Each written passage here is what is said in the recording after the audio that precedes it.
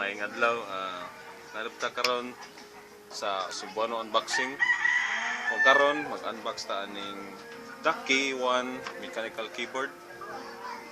O mao ni ayang box. So Cherry MX switches siya. Then blue switch.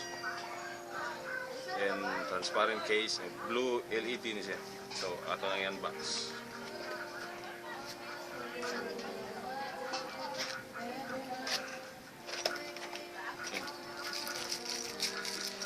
Ang sa box is ang pick-up remover.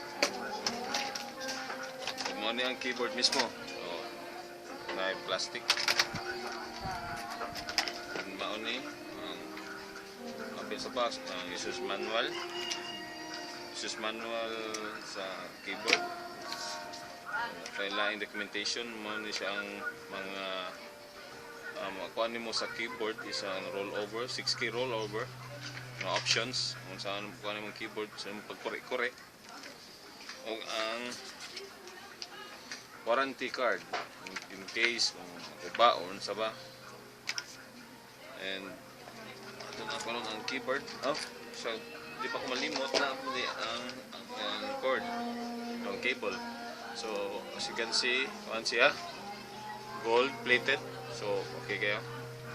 Nindot kining Ducky mo kuan keyboards. So ato na kanon ang keyboard mismo. So mao ni siya. So as you can see, blue, transparent siya.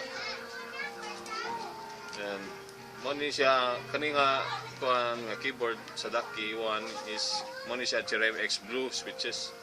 So akong try na ko press. So clicky siya, tactile.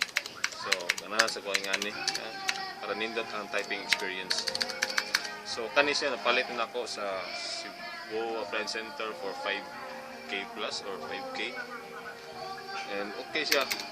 Fighter kani siya nga keyboard. So okay sa pang gaming pero dili kani siya effective kung FPS.